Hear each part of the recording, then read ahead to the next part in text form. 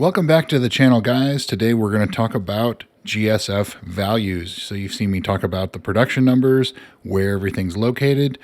So first up, we have the 2016s. These are all of the asking prices for clean title cars for the 2016 model year from inception to about the end of December. And so with the average line put in there, you can see we have the little COVID bump and then dip right before about summertime of 2024, July 2024, and it looks like they're heading up again. And if that trend continues, it looks like we're going to be at the bottom of the market for the 2016s. We have the most data available for the 2016s, so I would say that's probably the most reliable. So if you look at price versus miles, obviously the higher the miles, the lower the price. That seems to be the case. So if you want a average mile one, you're still probably looking around the $50,000, $52,000 price range for one with about 50 to 60,000 miles. So let's see if that changes for 2017. Similar depreciation, pretty hard depreciation right when new. Got a little bit of the COVID bump right after 2021, a dip right before summer 24, and then it's slightly on the increase, although we don't have a lot of data points for the 2017s in 2024 and on into 2025. Let's see if mileage is about the same too. So mileage, it looks like the average price paid, average mileage, somewhere around 40 to 60,000 miles and in the $50,000 to $60,000 range for an average mile 2017 model, clean title, with or without accidents reported. Now on to the 2018s, and a reminder, this is just US cars, but as we get closer to COVID, you'll see how it bumps and then dips. It looks like the 2018s are still kind of right at the bottom of the depreciation curve. Again, 2018 is the lowest production year, so we don't have a lot of data points, especially very recent, but you can see it's kind of following the path of the 2016s and 2017s, but still at the bottom of the depreciation curve. And as far as miles go, you're looking at somewhere in the area of 20 to 40,000 miles, and the price goes up somewhere around the high 50s, low $60,000 range is kind of what to expect for a market price for these for low miles. Next up are the 2019s, and these are the 2019s except the anniversary cars, which I'll get into next. But you can see they're still depreciating. They're not quite at the bottom of their depreciation curve just yet. But for 2019, expect to pay somewhere between $60,000 and $70,000 as far as market price goes. But again, they are still depreciating. They're a lot lower mile cars. There's fewer of them. But again, these are with cars without a salvage title. So they're clean title cars with or without accidents and not anniversary. So speaking of anniversary cars, here are the 2019 anniversary cars. There's 101 of them, or 100 plus one pre-production car, which doesn't really count, so there's 100. And they are still on their way down, between $60,000 and $70,000. There was one recently sold at Chicago Motor Cars for $70,000 with somewhere in the area of 60 or 70,000 miles, which that's probably a little bit above market price, and you can see that reflecting on one of the dots there, but they are still depreciating.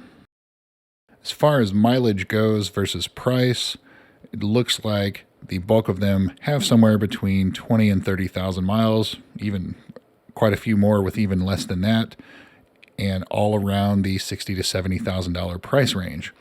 Jumping over to the anniversary cars, much fewer price points, much fewer data points, but the price is significantly higher. But there are quite a few with some miles on them out there. There are a few that are stuffed away in collections, as you would expect for a special edition car. Somebody's going to bring it at Barrett-Jackson and it'll sell for $500,000 one day. Probably not in my lifetime. and the 2020s. Very high on the list still. Not a lot of them out there, but they are still depreciating, but not as fast as all the others did. They're not quite following the similar depreciation curve as the others. There's that COVID bump right around 2021, 2022, and then it continues to fall, but not as fast as the others. As far as mileage goes, there's a lot of 2020s out there, sub 20,000 miles, even now going on 5 years old. You know, these were nice cars for people. They were very expensive. A lot of them were not daily driven. There were a few, obviously. You can see there's a few there with over 70,000 miles already. So what about the really low production, the weird colors, the yellows and the oranges, the flare yellows and molten pearls?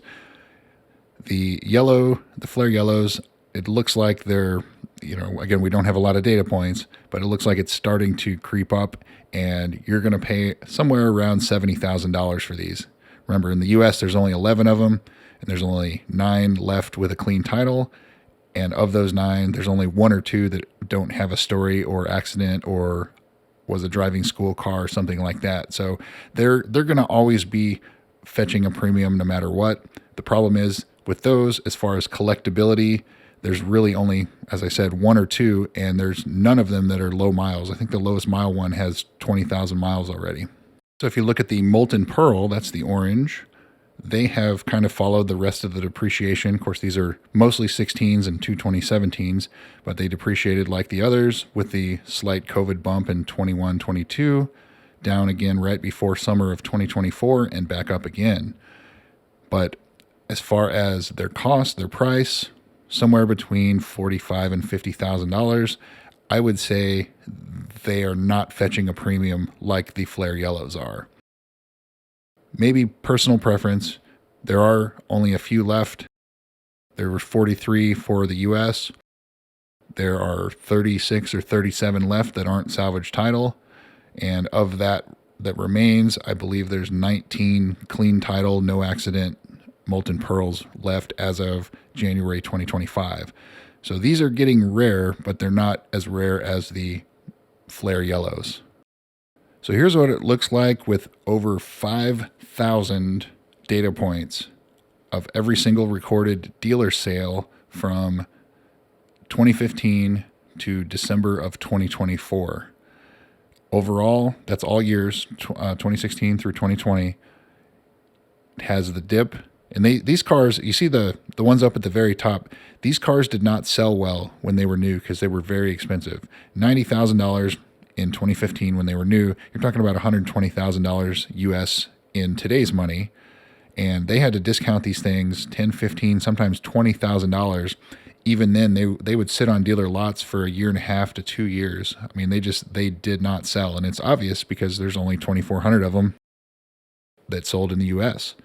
They were not a popular car. They were not a spec sheet car, I guess, after owning one for a while. They were slower, they were more expensive, they were heavier, less horsepower than their German competition, and the sales numbers obviously reflected that. They had old infotainment. The electronics were just, nothing was new, nothing was cutting edge.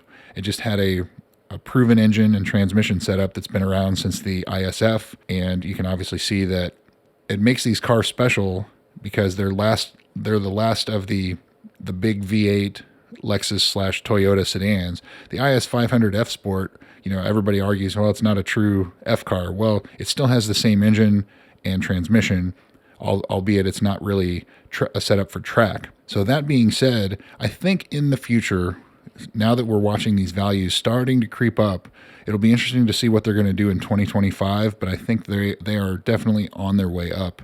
The lower mile ones are going to fetch a premium.